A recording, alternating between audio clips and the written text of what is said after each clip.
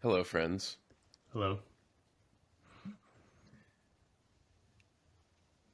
We're very excited. I'm very excited about this because today we're starting our discussion on A Course in Miracles, which we've been talking about doing for a long time, and we're finally doing it now. So this is going to be awesome. You excited, Trevor? Yeah, I think it's going to be really beneficial to have this as just one facet on a series of things. Like, I'm excited to make this connection. Heck yeah. So we're going to do this just real informal. We're just going to go and read some stuff and discuss it, and we'll see what happens. So we are going to do.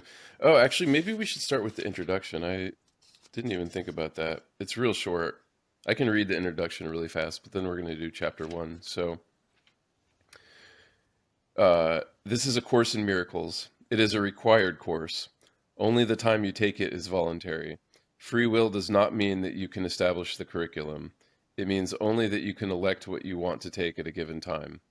The course does not aim at teaching the meaning of love, for that is beyond what can be taught. It does aim, however, at removing the blocks to the awareness of love's presence, which is your natural inheritance. The opposite of love is fear, but what is all encompassing can have no opposite. This course can therefore be summed up very simply in this way: nothing real can be threatened, nothing unreal exists. Herein lies the peace of God.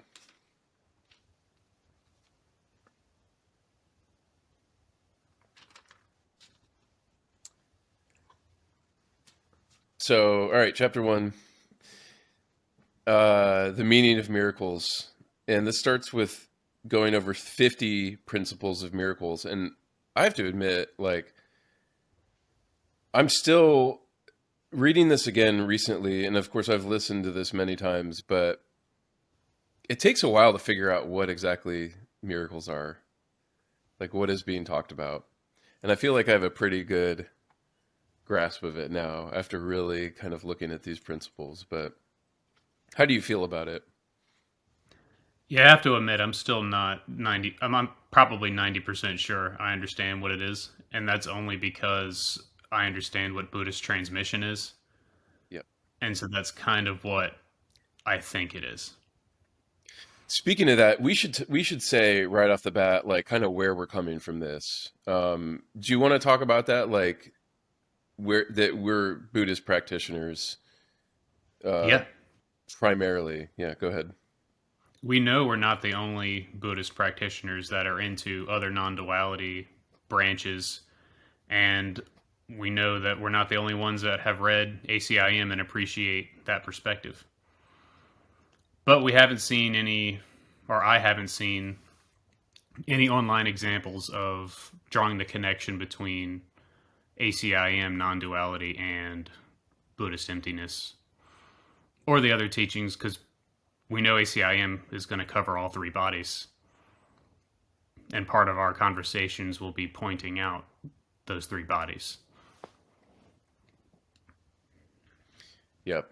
Yeah, we that's a lot of what we're doing is like when we discuss it between ourselves, like kind of trying to translate and triangulate, I would say, like what does this mean? And it helps. It's cool because it helps deepen your understanding, I think, at least for me, when you can kind of compare what is this talking about and how does this compare to Buddhist concepts that we're using and used to in a certain way, and but it has its own flavor, and it really it can't, I don't think it can be compared one to one. It's not a one to one match in that way because it's a different system, but it Yeah. has the same goal. And I guess we should say that off the bat, like we consider, I'm going to speak for, sometimes I feel like I'm going to speak for you, Trevor. Correct me if I'm not, but we consider Buddha and Jesus to have the same attainment, the same realization. There's no, at the end, Course in Miracles has no difference in goal between the goal of Buddhism. It's the same thing. It's just a different, the path looks a little bit different. Agreed. I guess I'll push that a little further and to say we think the Buddha and Jesus are two of many, many realized masters, but these happen to be the ones we have access to. Perfect. And actually, in the future, we're probably going to bring in some more lineages in discussions. But right now, Oh yeah. we're just gonna, yeah. That's I a guess right off that's the for bat, another. what would you say? Like, how would you say this compares to what we do as Buddhist practitioners? Like, how would you Oh man. say ACIM differs in structure or purpose? Well, first of all, it just has a different flavor when you're practicing it. It just has a bit of a different feel. Um, and I was talking with some people in our sangha in person, kind of about what the vibe is like. And first of all, I mean, the vibe in A Course in Miracles is Jesus. It's Jesus's vibe because, in case anybody doesn't know, he's the one that transmitted this teaching. So it feels like him. And Jesus, like all masters, have their own feel. So it's very warm. It's very loving. It's like it has this like very patient, very kind of like accepting, forgiving, all of the things that you associate with Jesus, like the whole course has that feeling. Yeah, it definitely has like tenderness built into it in a way that's different than what we're used to. Like we do practice tenderness and softness, but the way our training is structured is much more like training. Like we're doing actual exercises with conceptual teachings as support. Whereas with ACIM, I would say it's almost completely like contemplative, and it's kind of up to you to embody the stuff. Like if there isn't really a structured way to train embodiment the way that we're used to training embodiment. Yep, for sure. Yeah, it's I would describe it as it's less systematic. It's much less like number one, number two, number three. You do these things in these orders. There's Buddhism is known for like there's such a numbered system. Like there's the Four Noble Truths and the three kayas and the eight of this and the 12 of that and the 20 of this and just on and on and on. It's like all very kind of scientific, you could say. And ACIM does not really have that vibe at all. It's like much, you could say it's smoother. It's more kind of open ended as far as the way Sort you of another practice it. thing. There's another thing that sort of jumps out at me, and that the feel of ACIM is that I guess I'll go ahead and use the word samsara because we use that word a lot. So in our Buddhist way of approaching things, we attack or cut out the root cause of our suffering. And that suffering has many, many facets that leak out into the relative world. And like I said, we attack that root first. And ACIM sort of does that. It's almost like it keeps redirecting you back towards the cause in a way of language, like talking you back into the right direction or the right focus or something like that. And it's sort of like, I guess I want to say is ACIM addresses, or it feels like it addresses all of the facets and keeps pointing you back. Whereas as Buddhists, we just attack the core right away, and then the facets sort of take care of themselves. Like we do illuminate them through practice, but illuminating the facets is not what we are training for exactly. But ACIM sort of does feel like that, like you're training each facet, or at least addressing Yeah. them to point you back towards non-duality. Yeah, yeah. Would you agree with that? Yes, I would. but and so the more I look at miracles, which it is the Course in Miracles, and the whole first chapter is about that. The more, and we're gonna cover this as we go through this, but at this point, I'll just go ahead and say my understanding of miracles at this point is, and I should say, miracles isn't the only thing in the book. There's all of what you just described, like pointing you back with language and just sort of like different, yeah, it's just different angles, all pointing at the same thing and kind of talking you through it. And it's like, it's talking you through it in the flavor of Jesus. So all the things we described, like the gentleness and the tenderness and the love, like that is in all of the facets. But so miracles, miracles basically just means vipassana. It's clear seeing. That's how I would summarize what a miracle. So it kind of is put into an instance because a miracle is like singular or plural. There's a miracle or miracles, and in Buddhism with Vipassana, we don't really. There's not like a Vipassana or many Vipassanas. It's just kind of the process. But basically, what I'm saying is that the process of Vipassana is the same process as doing miracles. Um, and so specifically, a miracle is one instance of seeing something where we have like an obscuration from seeing the truth, and then you purify that one thing that you see and purify is a miracle. So the instance of seeing through is the miracle. Exactly. And so let's jump right in because I think we can make this case as we look through this and read some of these principles. And again, there's more to it. Like it has there's differences, but I think at the root, that's what miracles are. So,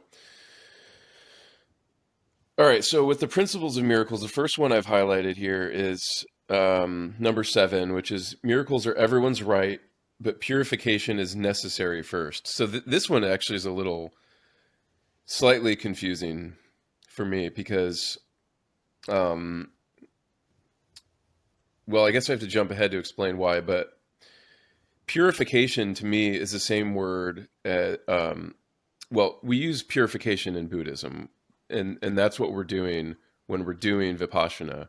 We're purifying our karmas, right? And so another word that's used here is atonement in the Course of Miracles. And basically, to me, atonement, like the final atonement, or what they just call atonement with a capital A, is complete purification. Basically, perfecting, in our system, perfecting the 10 bhumis. That's atonement. But this may not be the greatest one to start off, but what do you think about that? But miracles are everyone's right, but purification is necessary first. Miracles are everyone's right. To me, that sounds like everyone has Buddha nature. Yeah. And purification being necessary, I don't know about that. That one's a little tricky. Yeah, that one's tricky. And it's Let's because move on. we Maybe we do can use come at. that word, right? We use Yeah. purification. But maybe it's you have to see through the illusion in order to experience the miracle. And so that instance of seeing through, like you said, is an instance of purification. And maybe that's all there is. It's just telling you that there is an obscuration. Yeah.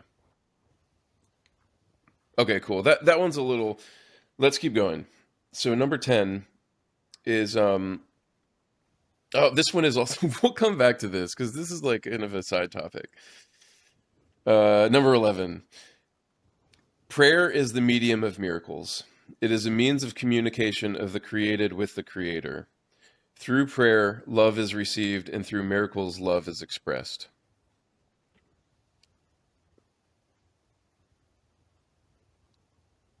That definitely sounds like transmission to me. Yeah. And this just already we can see that this is different than Buddhism because it it does it's it's smoother. It's rounder. It doesn't just tell you this Course in Miracles doesn't just tell you right off the bat miracles are this. And now you know Yeah. it's like it kind of like slowly comes back to it over and over again and like refines. It's just such a different it's just a different way of explaining things. But when you go through it more and more, you get to the same level of understanding as you get through Buddhism. It's just it works differently. Let's see here. Okay, here we go. No, I'm not going to read that one next. Uh,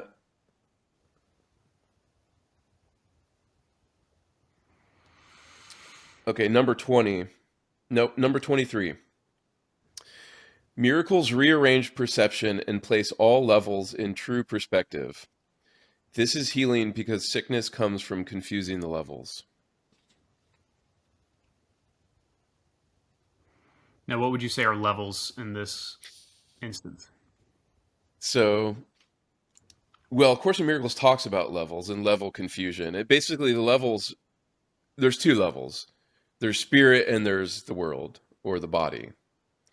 So this basically miracles rearranging perception and place all levels in true perspective.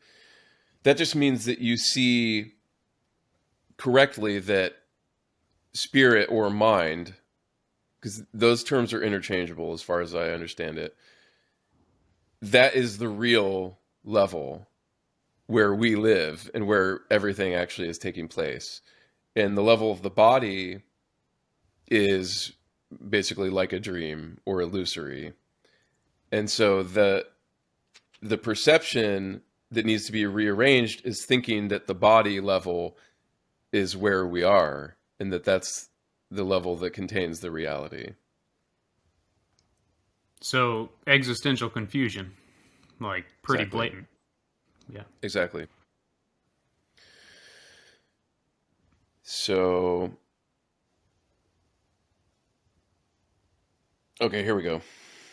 I'm gonna have to skip around because some of these, like, even though they're in order in the book, some of them make more sense for the way we're discussing this. So, number Yeah, we are 37. making the case first and then finding passages that fit.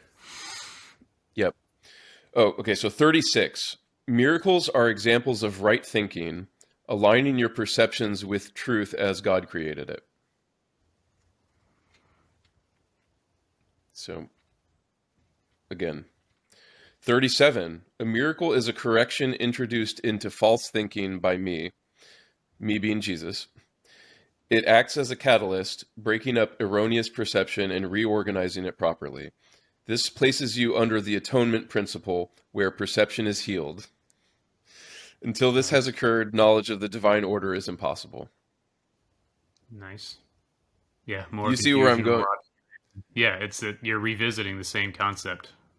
Exactly. Okay, let's get back now a little bit because I want to start talking about basically connecting this with karma, and obviously because that's the way this whole thing works. So number 13, miracles are both beginnings and endings, and so they alter the temporal order.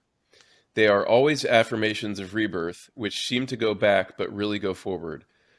They undo the past in the present and thus release the future. Oh yeah, So yeah. let's I talk mean, about karma here, let's do it. right? So in Buddhism, basically what happens is our virtuous and our unvirtuous deeds create karma that gets stored in our system, and and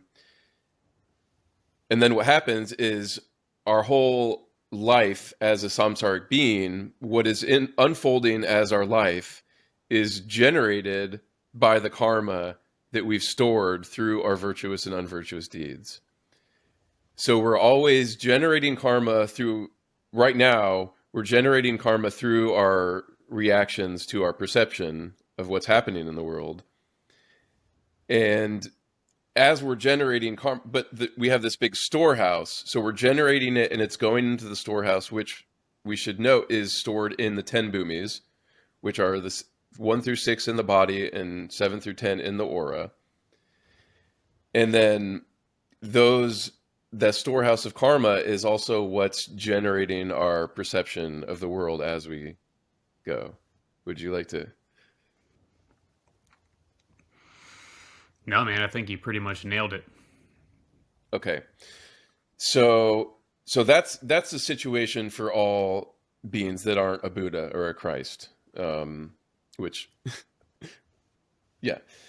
So what happens is um basically what miracles allow you to do, and this is also what Vipassana does, is it lets you basically bring karmic files out of the storehouse and look at them and see their true nature here in your mind. And what that does is it takes it out of the storehouse and makes it so that that karma is not going to generate future experiences. I feel like I want to say something about karma and the self because it seems like it should be brought up here, especially in the case of mentioning how releasing this obscuration now is affecting the future. So I guess maybe to reiterate what you've said, a miracle is bringing that karma into awareness, or bringing that obscuration into awareness. And you're given the opportunity in that instant to see that it belongs to you. Or if it doesn't belong to you, that it is simply, I want to think of something better than a program, but it's a program, or it's something that isn't you, that you have taken to be you, and you're purifying that. And by doing that, you're releasing your future from being shaped by this obscuration again. Right. And so the last line of that number 13 is they undo the past in the present and thus release the future. Yeah. So, and we're going to get to some of those other aspects because all of that stuff is in there. You just have to, you have to read, you have to get a lot of transmissions to get the whole picture. All right, let's keep going. All right. So, number 18, a miracle is a service. It is the maximal service you can render to another. It is a way of loving your neighbor as yourself. You recognize your own and your neighbor's worth simultaneously. So, this is bringing in another aspect, another facet of the whole process, which is that the karmas that we're generating are basically duality. It has a me and a you, it has a self and an other, and a difference.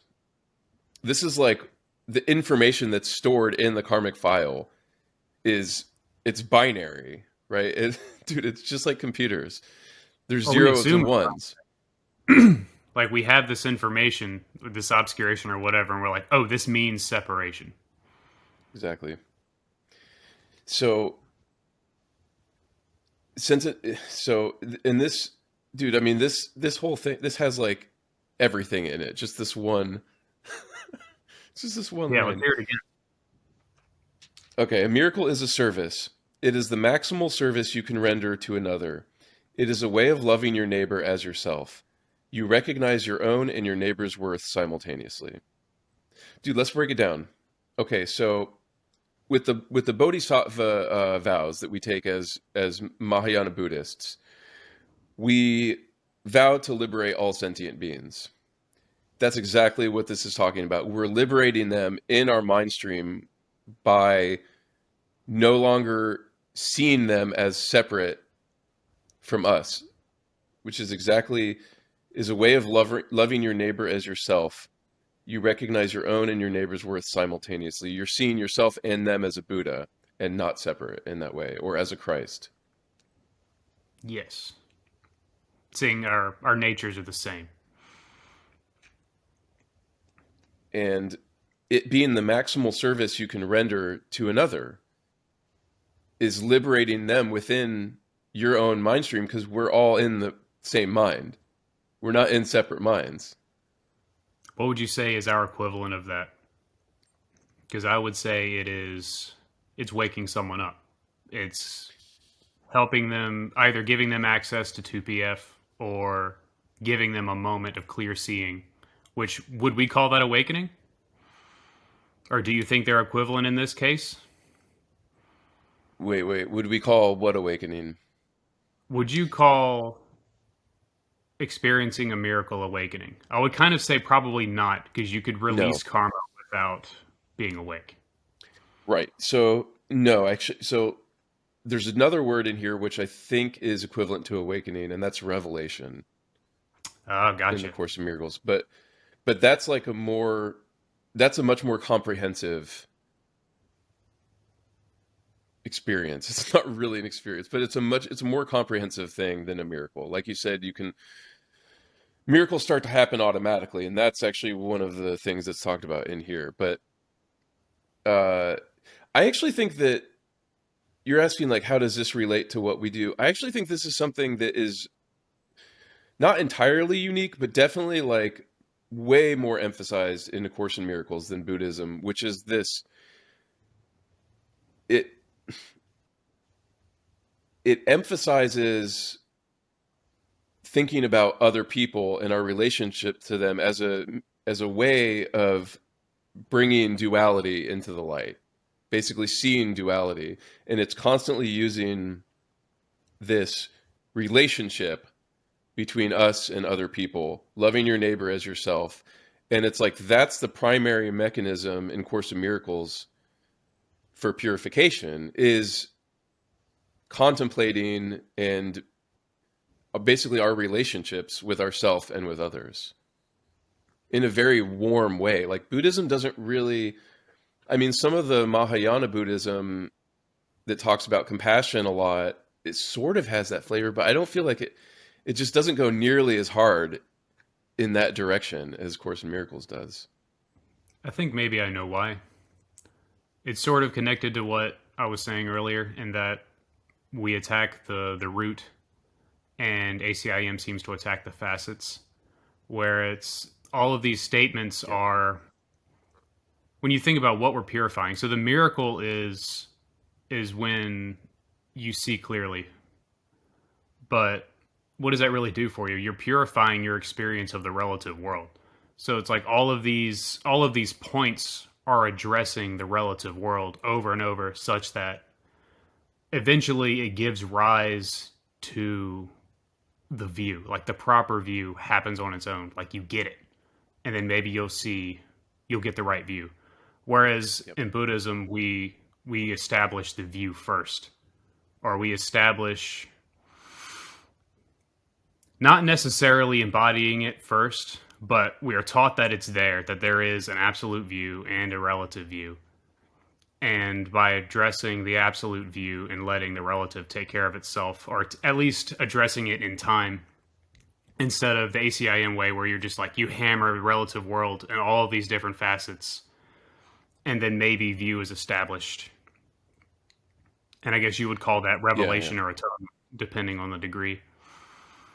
Yeah. So I have to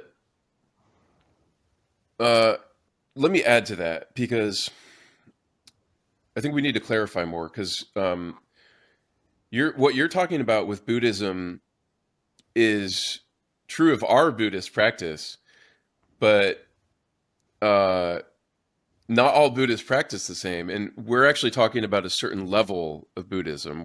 Because Trevor and I, we practice Vajrayana Buddhism as well as Dzogchen or Mahamudra, which is, I mean, we can't go into all the whole details about this, but in Dzogchen at least, and in Vajrayana, we start by recognizing the nature of mind. You could say recognizing spirit. And so that's kind of like what you're talking about, is going to the root, right? We go straight to the root. But that, even within Buddhism, that's not where Buddhism starts, right? Because Buddhism starts with like the Four Noble Truths and a lot of relative practices that I think are similar.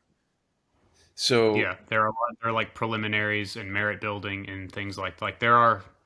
Yeah, you're right. I'm jumping to it yeah, because we jump to it in our practice, but that's not necessarily yep, how it always goes. yep, and so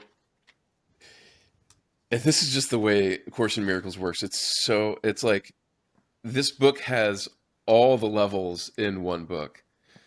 And I've actually never read past about half, like maybe halfway through the book, but it goes to basically more advanced levels of practice as you go. And this is actually discussed in chapter one at the end, and it talks about that you need a foundation in the earlier part of the book to go to the advanced part of the book. And I don't know if it's it's such a dense and comprehensive teaching that I know many people miss. I mean, it's impossible not to miss things. You can't just read it once and catch everything. You're going to constantly miss a lot, and you need to go back until your learning advances. But I think some of the later stuff, like for example, the holy instant that we've talked about before, and I mean, Trevor has much more experience with that than I do, kind of holy instant practice or Dzogchen practice, um, but yeah, that is to say, I think all the different levels of practice are included in Course in Miracles. Well, then instead of the tangled mess that I presented earlier, maybe it's simpler to say that ACIM is addressing the relative, and we are usually addressing the absolute. Yep, But so far, neither case is missing or lacking anything. It's just a different presentation. for sure. All right, let's read some more awesome principles of miracles. So, number 20, miracles reawaken the awareness that the spirit, not the body, is the altar of truth. This is the recognition that leads to the healing power of the miracle. You are not your body. Yep. And that makes me think another thing that that comes up a lot when we're discussing this is sort of at least for me, there's so in Buddhism we talk about well, we have bodhicitta, which is the heart mind of awakening is one way of or the heart mind of enlightenment, and it basically just means the desire to uh, become a Buddha or a Christ for the sake of everybody, for everyone's benefit, including ourselves. And there's different levels. There's two levels. There's many ways it's arranged, but simply there's two levels. There's the relative level and the absolute level. And we say prayers that indicate this. So on the relative prayer of bodhicitta is may all beings be free, which implies that all beings aren't free yet because we're asking may they be free. But then the absolute prayer is all beings are free. So, and like most spiritual teachings, it's like kind of has a it seems like it's a contradiction, but it's actually not. It's just two levels of the same thing. And so that's going to keep coming up. That comes up constantly in Course of Miracles, and it's like oscillating between, I mean, just the fact that healing is necessary indicates the relative level. Yeah. But, and speaking of oscillation, that makes me think of the two-part formula, because all of this is like, dude, it's like Course in Miracles is doing the two-part formula constantly with bodhicitta. Yeah, it is like that. It's like injecting bodhicitta into the relative, and it's like, this is truth. And then you read it, and your instinct is to say, well, is it true or is it not? And can I make my perception fit this? Like, can it feel true? And that is very 2PF in that way because you're oscillating or pendulating between imagination and reality. And on that note, let me, because there's some principles here that are very like two-part formula ish. Um, so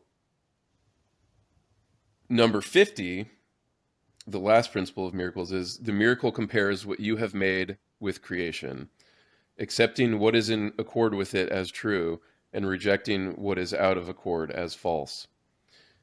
So the way I understand this and why I think it relates or basically is describing the two-part formula is the key word is compare. And that's really all what two-part formula is. And it's it's a scientific comparison because it's you look at one and then you look at the other and you look at one and you look at the other, which is like body and spirit. And what is seen is what is seen, Trevor? What is seen when you do that? What is seen is what is created versus creation. And it does that by making you create or try to create. And would you say so accepting what is in accord with it as true and what is out of accord as false? Would you say that this is a leading question when I say would you say that? But basically when you compare them you can see that one is true and one is false. Yeah, absolutely. You see The you see what is fabricated by being led to fabricate. and in this the way the Course in Miracles talks about it, and we're always going to have like little issues with language because we have to like sort of go back and forth and align making sure the language is right, but Course in Miracles talks about that as what is we made. Basically the false level or the illusory level is what we made. It wasn't created by God. Oh, that's great. What's another word for that? I have Yeah. one in mind. I I don't would know, go call for it. it assumption. Like we assume what has been created because we don't see. Yeah, and belief is another. We assume it and then we believe it, and Yeah, totally. a belief is not based on seeing. Yeah, that's a Um, better word. and actually, okay, let's. This is making me think. This is working so well because I have it highlighted and I can skip. So on this topic, let's read number 12. Miracles are thoughts. Thoughts can represent the lower or bodily level of experience or the higher or spiritual level of experience. One makes the physical and the other creates the spiritual. I'm gonna need you to break that one down for me. So I'll do my best. It does get tricky because I'm still not entirely sure what they mean by thoughts in the Course of Miracles. But basically, thoughts on the bodily level makes the physical, it means it makes the world.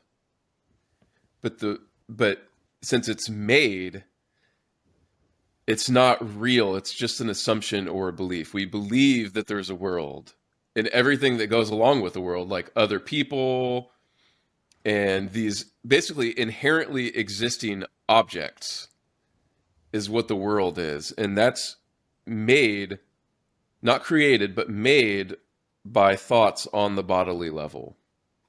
Yeah, the first thing I thought of when you read that was emptiness of phenomena, where in that way everything is thoughts, because everything we feel to be real is generally a belief that we happen to feel. So The tough part is the miracles are thoughts. So, I think the key to that is that according to this, there are higher or spiritual level of thoughts. Okay. Thoughts can represent the spiritual level of experience, basically, to paraphrase. And those spiritual thoughts create the spiritual. So again, this is sort of like a relative. this has like the relative facet of the teaching, because we know that the spiritual doesn't need to be created, right? It's already it already has been created by God. But for us in our experience, we need to create basically spiritual experiences, which is the same as saying we need to generate recognitions of the nature of mind over and over again to create. So in a sense, we are creating the spiritual of we're creating the spiritual world for ourselves through our experience. Does that make sense? Yeah. I think I think what would be better, even though this is an arrogant thing to say, I want to say miracles are directed by thoughts, but are not thoughts. Yeah. Like I would say the miracle is recognizing that thoughts are empty, but definitely you could say they are directed by thoughts, or the act of basically everything that leads to a miracle happening is thought based in this language. Yeah. Yeah, there's definitely like a lot of clarification that has to take place with the word thought, in my opinion. There's a lot that could be said about this. For example, I can't say for sure. You can actually search. I should search to see if this word is in A Course in Miracles, but the word is intention. And I think that A Course in Miracles uses the word thought as like basically also to mean intention. Like you can think someone well. You like wish them well. Wishing them well is a thought, but really it's like it's also an intention. You see what I mean? Yes. And Yeah. in Buddhism, we use thoughts as a very specific kind of like we use it in kind of a scientific way, which is like a thought is basically an appearance within our mind, and you can look at Well, it. It's like an object, right? Go ahead. yeah, it's an object.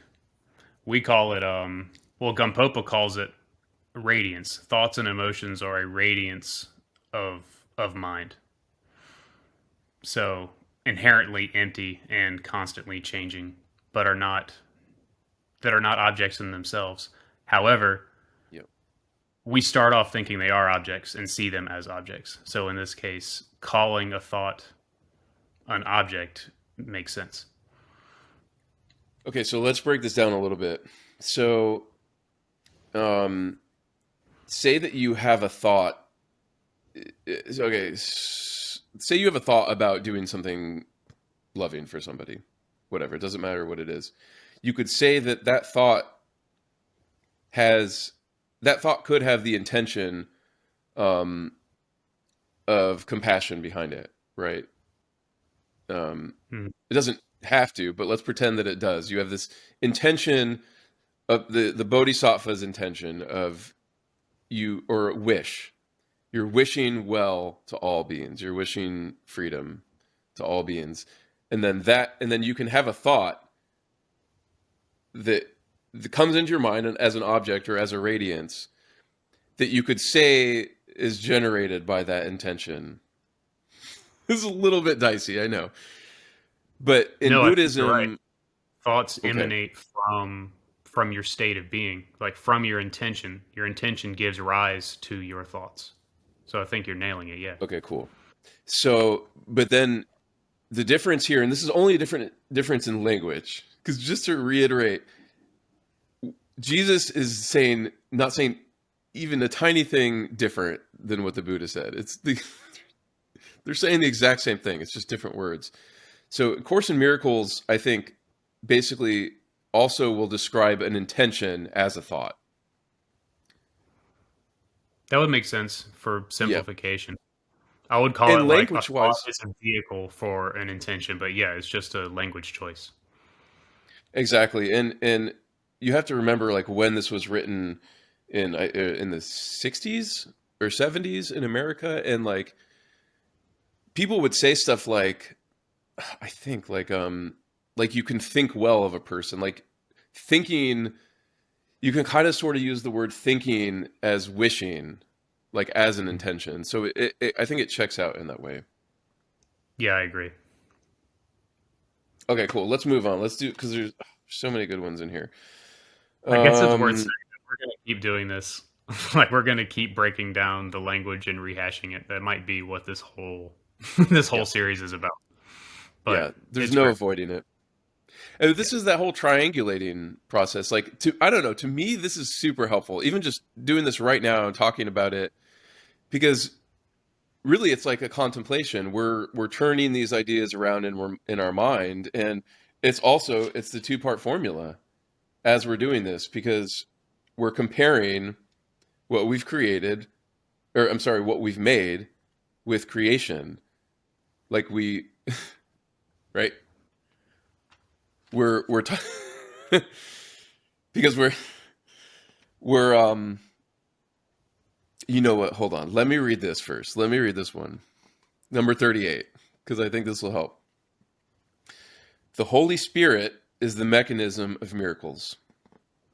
He recognizes both God's creations and your illusions. He separates the true from the false by his ability to perceive totally rather than selectively. So, do you see where I'm going with this? I'm almost there. Okay, so all right, check it out. So, the Holy Spirit, which is a huge, mechanism in this whole thing, the Holy Spirit is basically Rigpa. So, we establish the Holy Spirit is like, you could say it's a state of mind, but really it's the essence of mind in a way. It's like fundamental to the mind. And when you recognize this, basically when you establish your connection with the Holy Spirit or with Rigpa, that that state or that connection makes everything that's happening clear. It shows it's exactly what this is talking about with the connection to the Holy Spirit. It's recognized the difference between creations and illusions. So whatever is happening, whatever you're talking about, whatever is brought up, just basically everything that's happening is seen clearly and then sorted through the Holy Spirit. Yeah, so you're seeing the true state of affairs because of that connection. And as long as people, I think this is always like what people go back and forth on with any kind of non-dual teaching is like, well, is the Holy Spirit, like, why do you have to call the Holy Spirit? Don't you already have that? Like, why do you have to bring something in separate? But it's not, right? It's not separate. There's no like Holy Spirit out there. It's just the Holy Spirit is, how would you describe that? Like, is the Holy Spirit you? Is Rigpa you? It's just, is it a state of mind? How would you describe that?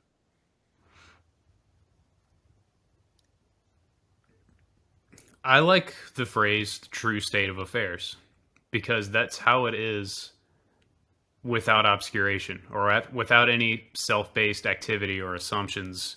That's what's actually going on, and that's what we call rigpa, right? And that's why we say seeing rigpa because it's already there, but it's a question of recognizing it.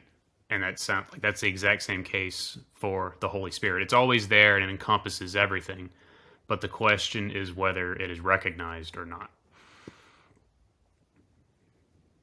Yep. So, all right, let's move on. Number 39. The miracle dissolves error because the Holy Spirit identifies error as false or unreal.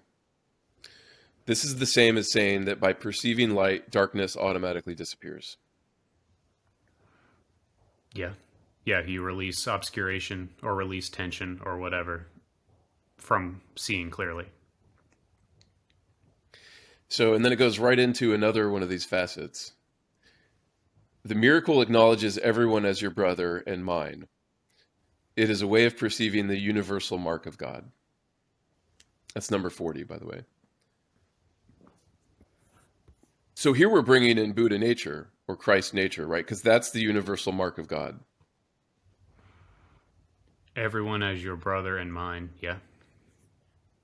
It's seeing everyone's divine nature or Buddha nature.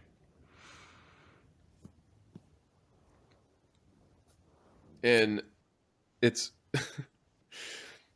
uh I just love it, man. But the miracle is so comprehensive, right? Because it's not only is it like the whole like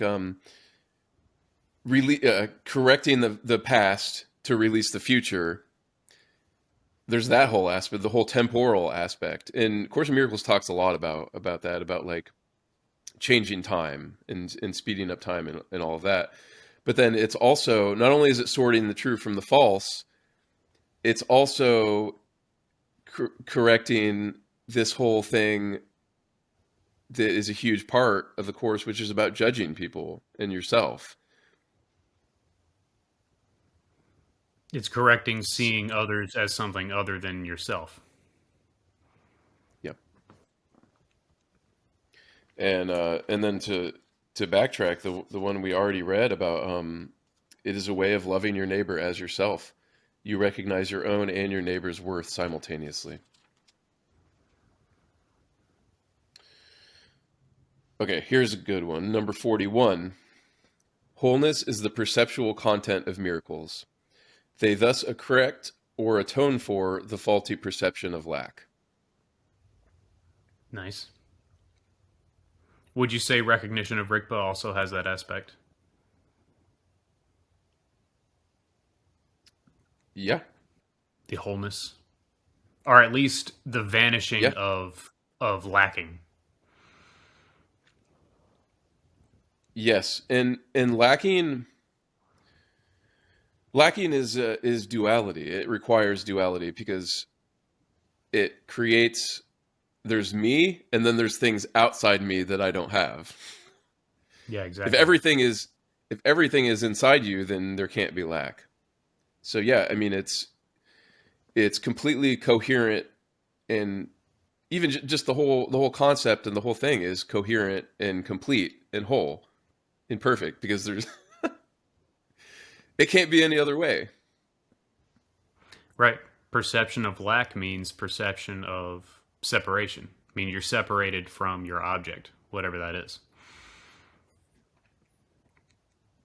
And of course, those are just thoughts.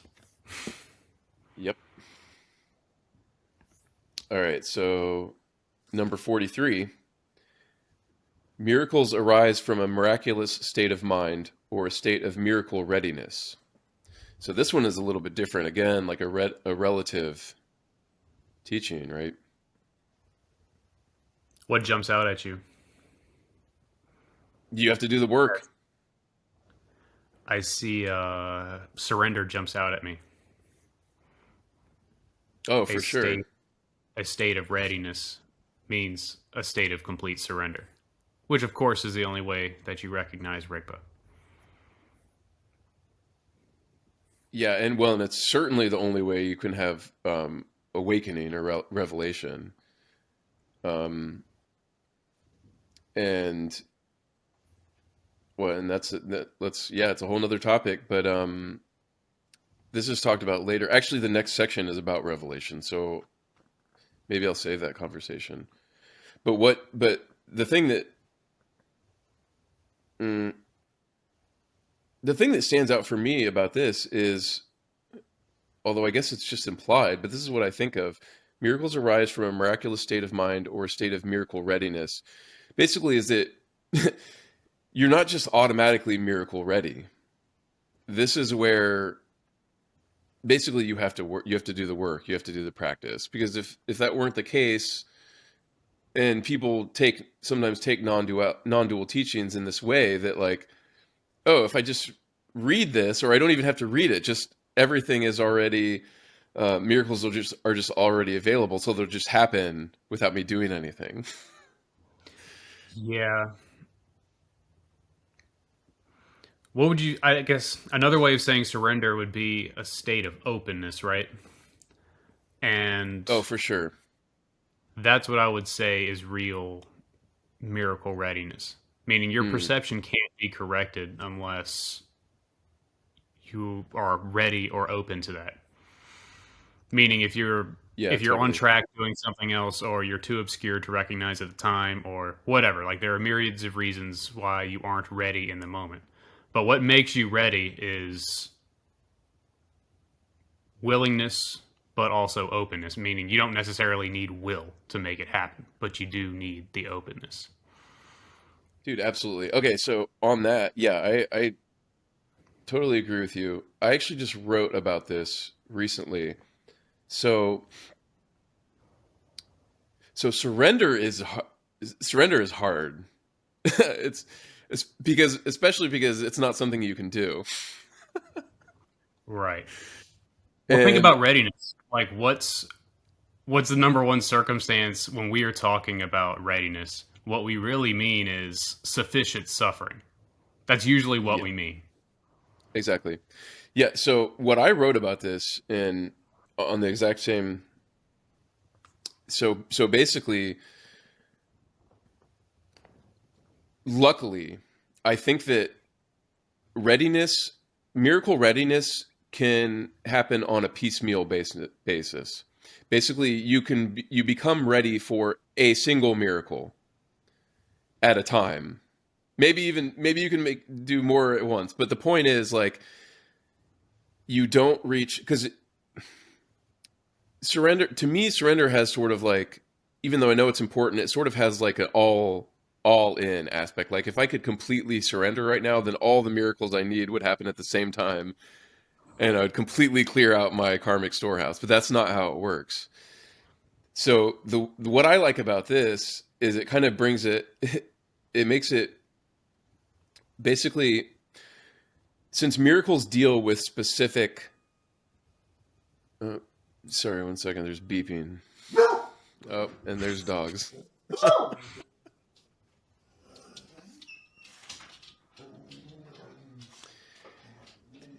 Basically, you just need to be ready for a specific miracle. And what needs to happen for that is so basically we have like dualities, they're just thoughts. And it involves some reification, something that you believe is real about yourself and others. And to be ready for the miracle in that, you just need to be ready to give up that one thought. And it's always the one that's pissing you off the most. Yeah, Because it's you the get to one this you're point, holding on to. exactly, because you get to the point where you just realize, I can't tolerate this anymore. I just simply, it's intolerable. And you basically, you reach the breaking point and you say, I don't care what happens. I don't care what it takes. I have to let go of this belief or this thought because it's destroying me. And there's no other choice. That's the miracle readiness is when you've reached like there's no other option and you're willing, you're open to hearing a different answer. Yeah, 100%. And you have to get and the only way to get to that point like you said is just through the shit. You have to go through the eye of the needle with every single thought to give it up because otherwise I mean that's kind of what the ego does, right? Is it's like holding onto the cliff and it holds on to the cliff until it can't anymore and you have no strength left and then you have no choice. You're And you will brought to the put up breaking point. a ton of pain and anguish before you finally let go. That's how it is normally. However, we know, like experientially, we know that you could practice openness and circumvent a lot of that suffering. But if you're Totally. taking it in the mode of contemplation, then yeah, it's going to be a rough time. Totally. And it does talk about this later, but you get well, you get confidence in you start to gain confidence in the process and in miracles and in the Holy Spirit. You gain confidence in the whole teaching.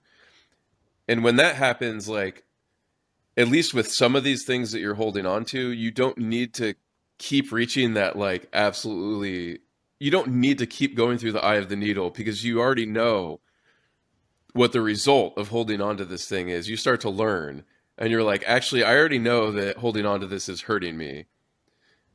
And so you start it's almost like the bar gets lowered a little bit for you to become ready for the miracle, right? Yeah. So, especially after a moment of what we call awakening, what ACIM would call revelation, you have one taste of that, and it is very unlikely that you will forget just how much, like how valuable it is to be able to surrender or to be open to an adjustment of perception. Before that, you're going to fight a Totally. lot. But if you've Yep. had that one experience, you at least can't be fooled in that way. You may still have lots of suffering, but you will remember at some point the true state of affairs. Dude, this is a perfect segue. So, because the next section in chapter one is about revelation, and piggybacking on what you just said, I actually wish we had brought this up right at the beginning, but no, this is a perfect time. But I just want to talk about how important awakening is, or revelation, Yeah. especially the first time. And especially like this is the message. I mean, if there was one message I could give to the people listening to this right now, it's like awakening is possible, and it's actually not that hard. Like we have a way to do it, and it makes all the difference. Like it completely having that revelation. And by the way, I love the way Kabbalah talks about it. They say it's the revelation of the Creator's face, like the first time seeing the face of God.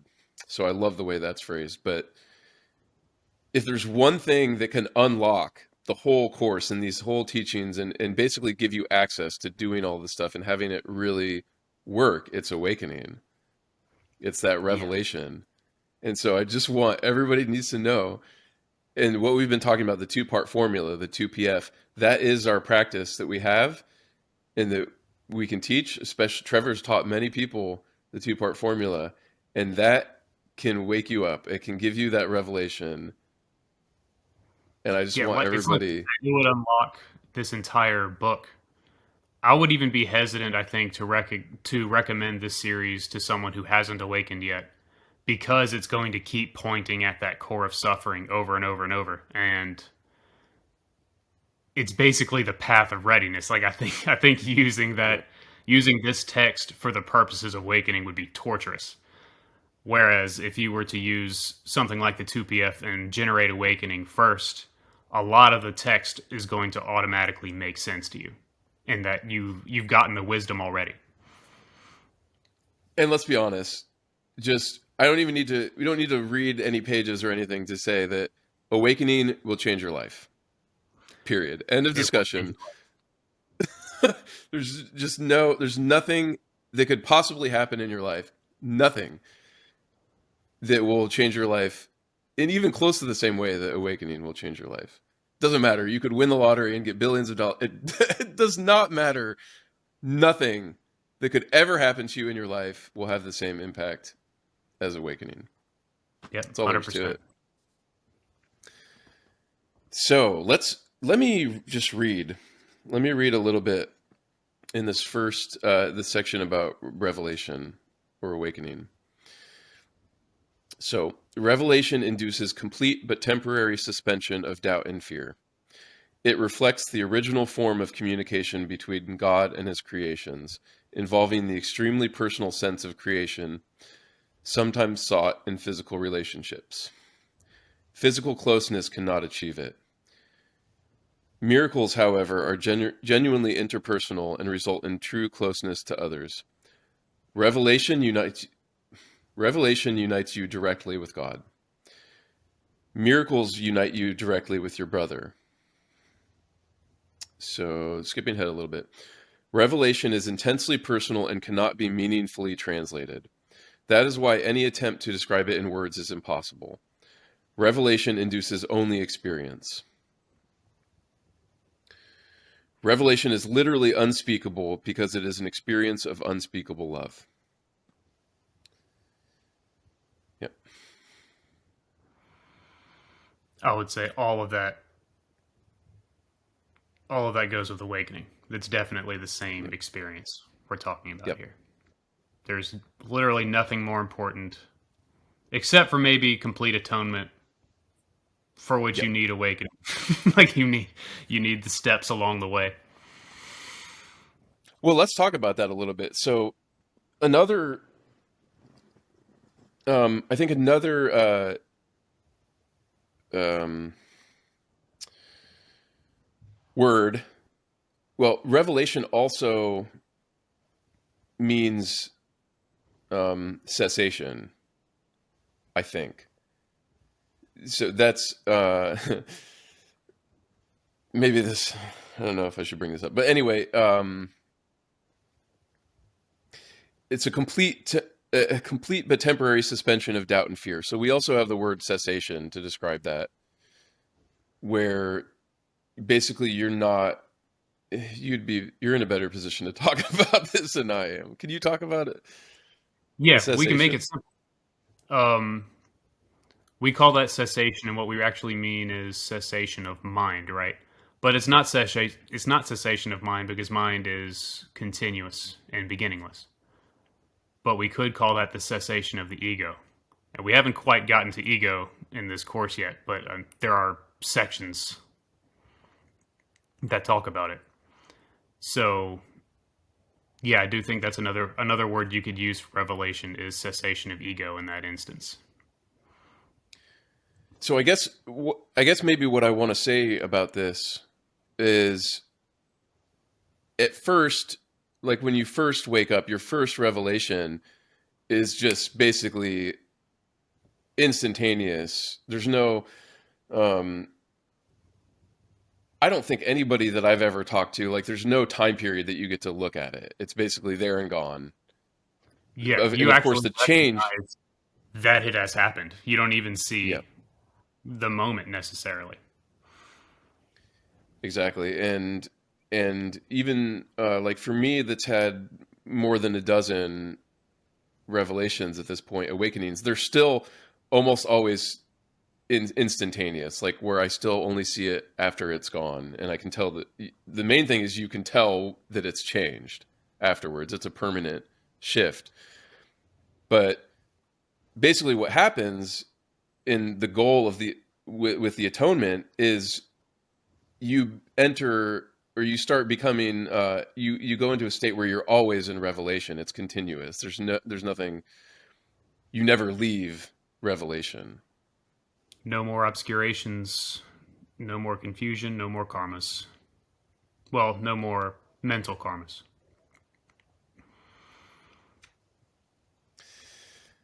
Sweet. Um, okay, let's go into. So this is this next part I want to read is going to kind of introduce the foundation for basically the foundation for what we call guru yoga in Buddhism and in Hinduism, in Tantric yoga. And this is like basically the main practice. Um, and it's the main practice in Buddhism. And interestingly, and me and Trevor have been talking about this a lot, but it's also the main practice in esoteric Christianity, right? Like, well, at least one of the main practices, but where all of these, like the Desert Fathers and the saints in the past, would basically their practice would be to say the mantra of Jesus just constantly, all the All right, time. now I And so, understand what you're okay, I know you were looking at me like, wait, you know this. saying. But basically, they would, and without going too deep into it, but as best as I can understand their practices, they would basically just go into a state of constantly practicing guru yoga with Jesus. Yeah. Basically, union with Jesus or union with God, depending on their approach that day. But the same thing union with an all encompassing divine being. And by the way, yoga, I'm sure people have heard this before, but yoga can also be translated as union. Yeah. So guru yoga just literally means union with Jesus or Yeah. whoever your Mingling your guru mind is. or mingling your Yep. essence with Jesus. Yep. So let me just read a couple of these paragraphs because I just, these are some of my favorite quotes. I mean, there's so many good quotes in here, but so awe should be reserved for revelation. Oh, sorry. This is section 2, chapter, or sorry, paragraph 3. Awe should be reserved for revelation, to which it is perfectly and correctly applicable. It is not appropriate for miracles because a state of awe is worshipful, implying that one of a lesser order stands before his creator. You are a perfect creation and should experience awe only in the presence of the creator of perfection. The miracle is therefore a sign of love among equals. Equals should not be in awe of one another because awe implies inequality. It is therefore an inappropriate reaction to me being Jesus. An elder brother is entitled to respect for his greater experience and obedience for his greater wisdom. He is also entitled to love because he is a brother, and to devotion if he is devoted. It is only my devotion that entitles me to yours. There is nothing about me that you cannot attain. I have nothing that does not come from God. The difference between us now is that I have nothing else. This leaves me in a state which is only potential in you. Dude, that's a really good passage. I feel like that encompasses our entire path almost. Dude, In exactly. that we are trying to recognize fully and all the time that there is no difference between a normal person and Christ And or a Buddha. that's why I said guru yoga is the main practice, which is just, and also the two-part formula again, where we're just constantly mingling our mind with the mind of a master or Jesus or Buddha, and until you just keep doing it, and because of the way the Holy Spirit works, just mingling the minds separates the true from the false, and eventually you'll have seen everything that's false, and there'll be nothing left but what's true, and at that point you're in the same state as the Buddhas and the Christs. Yeah, Dude, totally. would you like to keep reading? Read paragraph 4 in that same section. Do you have it? I have it. You want me to read it? Read 4 and 5. No man cometh unto the Father but by me does not mean that I am in any way separate or different from you except in time, and time does not really exist. The statement is more meaningful in terms of a vertical rather than a horizontal axis. You stand below me and I stand below God. In the process of rising up, I am higher because without me the distance between God and man would be too great for you to encompass. I bridge the distance as an elder brother to you on the one hand, and as a son of God on the other. My devotion to my brothers has placed me in charge of the sonship, which I render complete because I share it. This may appear to contradict the statement, I and my Father are one, but there are two parts to the statement in recognition that the Father is greater. This is number 5. Revelations are indirectly inspired by me because I am close to the Holy Spirit, and alert to the revelation readiness of my brothers. I can thus bring down to them more than they can draw down to themselves. The Holy Spirit mediates higher to lower communication, keeping the direct channel from God to you open for revelation. Revelation is not reciprocal. It proceeds from God to you, but not from you to God.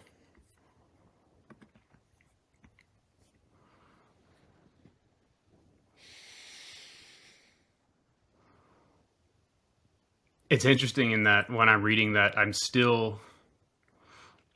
God equals Rigpa to me, or Dharmakaya to me. Like, seeing Yeah, reality is God. And it still totally flows in my mind, even in this language. It's not a problem. The Holy Spirit mediates higher to lower communication. So that is illumination flowing from a being of more attainment to a being of so-called less attainment, although with the same nature. exactly. Dude, I was just soaking it in. I didn't even hear any of the words. It's so good. Let's see. Um, and so, and then the next paragraph here, he's going back to talking about miracles, and just it's just more of the same patterns. And I told Trevor before we started recording, like the whole layout of this course is fractal, and it's I hesitate to try to describe this, but you can pick it up. You can pick up the flavor, like it. it it's almost like it's like a symphony where there's like the theme and then variations on the theme, and then they return to the theme in a different key, and then they do variations on that. It's like it has this pattern that's playful and goes back and forth and changes things up, but then returns, and then it always returns to like it's actually exactly like a symphony. Like the final note, like the final chord, is the same chord, and it develops this tension as it's going through, and then it resolves, and it's just like, oh, it's so beautiful. But the course is exactly like that. So anyway, that's just a side note, but it's beautiful. It's so good. Um, here's something I highlighted here. The miracle substitutes for learning that might have taken thousands of years. It does so by the underlying recognition of perfect equality of giver and receiver on which the miracle rests. So That's an again, interesting. yeah, what do you think about that? Which paragraph was it? This is paragraph 6, line 7, 7 and 8.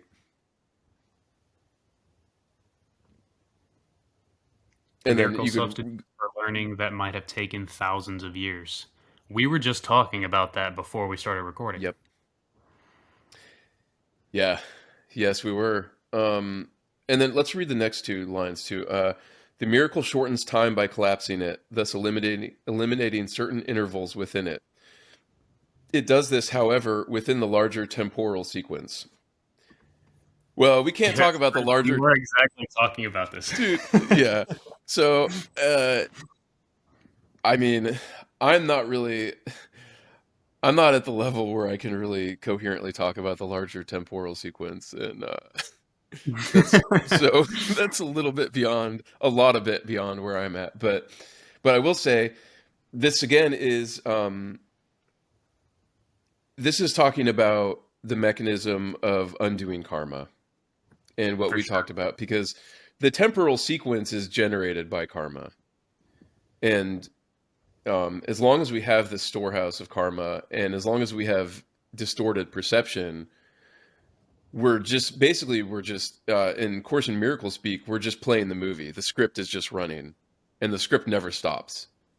Um, and that's why, like, it takes thousands of years to learn these lessons if you're not doing the course or practicing Buddhism or some other spirituality, because you're just not seeing what needs to be seen within the script. You're not getting the lesson. Yeah. What we know from Gampopa, because we're reading those chapters also, Tell Gampopa us who says Gampopa is really quick. Gampopa is a master of, is it Kagyu? He's Yep. Kagyu lineage? Tibetan Buddhism. Yes. And one of the Okay, go ahead. chapters we covered was about just how many ages you spend in the lower realms of existence because you don't have access to the Dharma. You don't have access to truth because circumstances don't line up for it. And that's the same thing this is saying here. The miracle substitute for learning that might have taken thousands of years. So dozens of lifetimes, potentially hundreds of lifetimes, it can take to learn a karmic lesson before that obscuration is finally seen through. Whereas being exposed to a miraculous experience or a moment of vipassana frees your future from those lifetimes of having to learn that lesson, the quote, long way. And let's add, importantly, not just lifetimes, but lifetimes of suffering. Yeah, lifetimes in hell realms. Let's not forget that. Best case scenario, it's Yep. lifetimes in the human realm, which, has its own suffering that comes along with it. But it can get worse. And everyone listening to this has lots of experience with the suffering of the human realm, so it's nothing to And how sneeze long at, it that's takes for to sure. learn a simple lesson. Yep. And we can, I mean, everybody can look at people that they know or themselves. But if you're practicing this, hopefully you're not going to be stuck on the same lesson for your whole life. You won't be. But we all know people who are stuck on the same lesson their whole life. and are not open to correction. They're and that just goes right back to readiness. They're not ready. They haven't suffered enough to be ready to release what they're holding on to that keeps them in that cycle.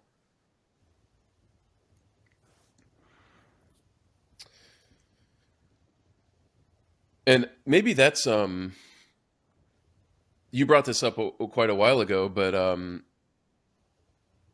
as far as like how do we help, that is how we can help those people by we can't make we can release them in our minds from that. Right. We can forgive them in ACIM speech, and we can liberate them from our mind stream in Buddhist speech. But yeah, we can't. You can't bring about a miracle. It's like you mentioned earlier. It's something that happens naturally.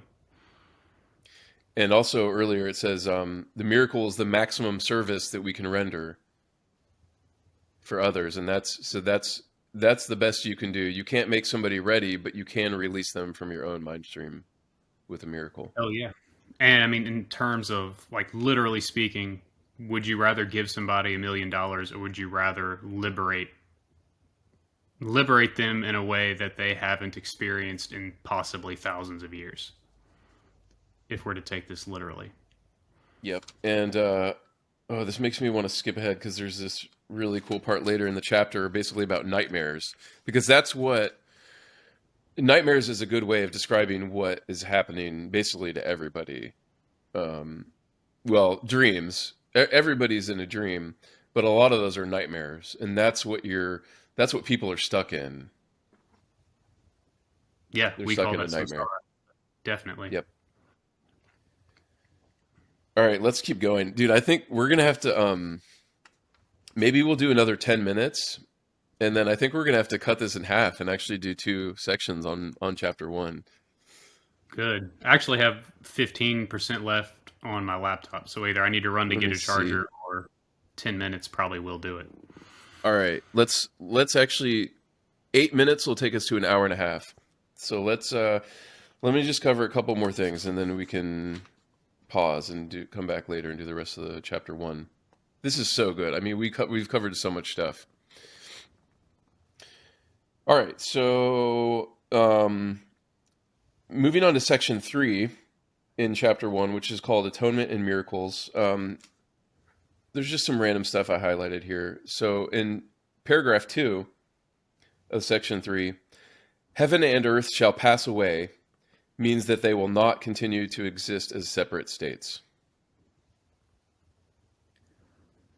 So that Nice. what I think about immediately, of course, is like same taste, right? Like nirvana and samsara become one. Hmm. Yep. So, and that's a pretty good, I mean, like I said, not all of these have one-to-one connections with Buddha Dharma, but that one is heaven and earth. I mean, that's pretty clear. That's nirvana and samsara. For sure.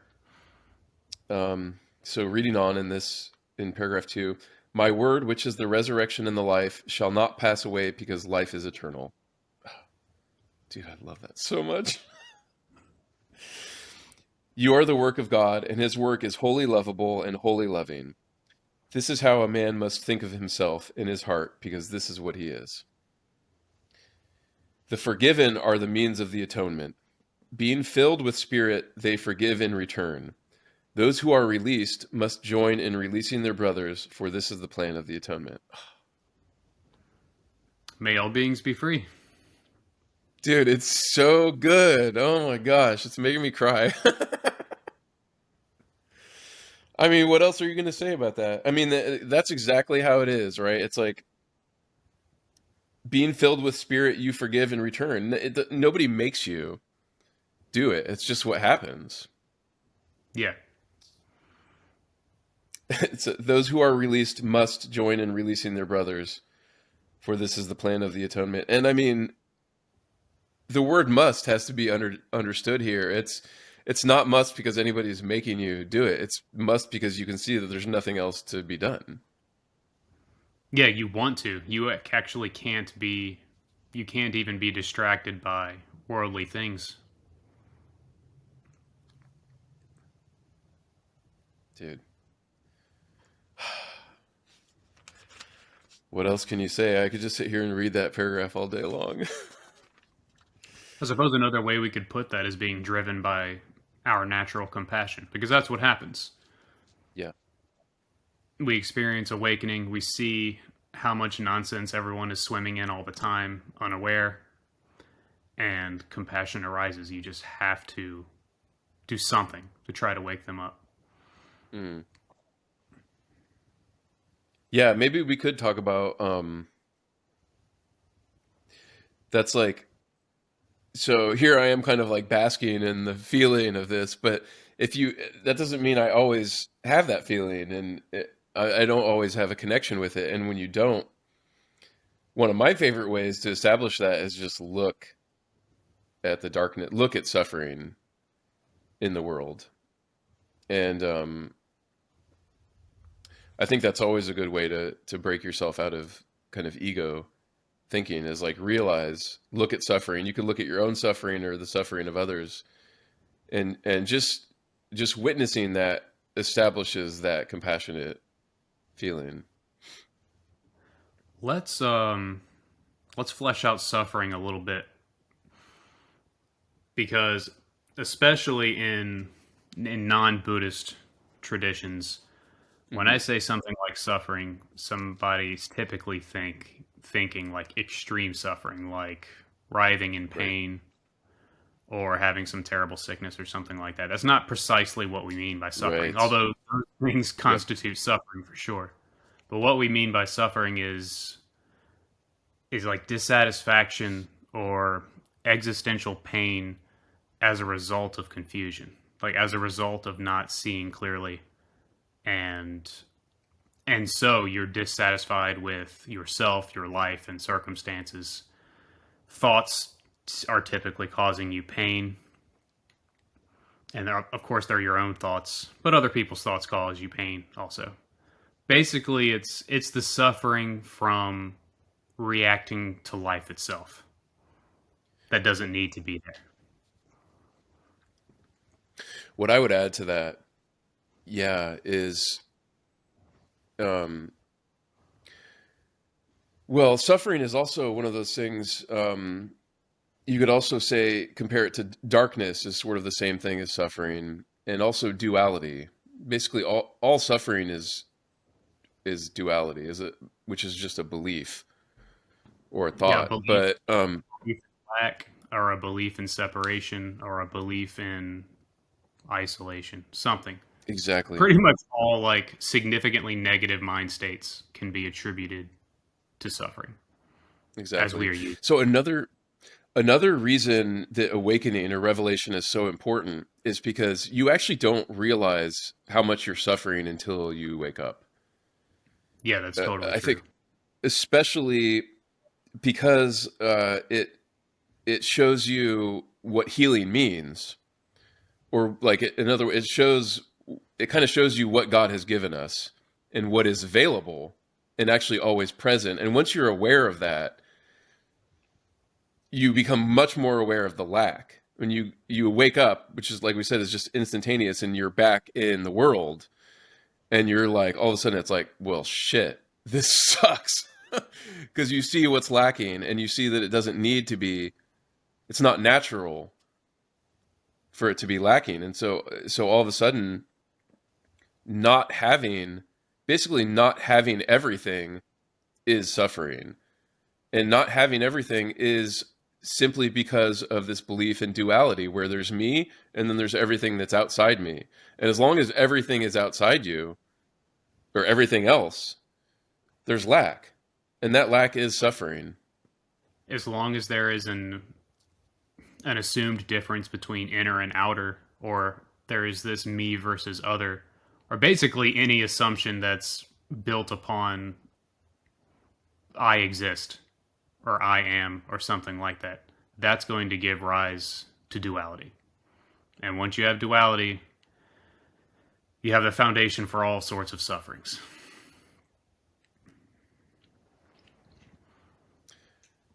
I think we can leave it at that, man. That's a good wrap. Yeah. Thanks everyone so much for joining us. I had a blast doing this. I hope you did too. I'm sure Yeah, you this did, is super Trevor. fun. I'm glad we have lots of chapters. Yep, yep. There's many, many more chapters to go, and so we'll do a part two to finish up chapter one. And other than that, we'll catch you all later. Thank Peace, you. my friends. Peace.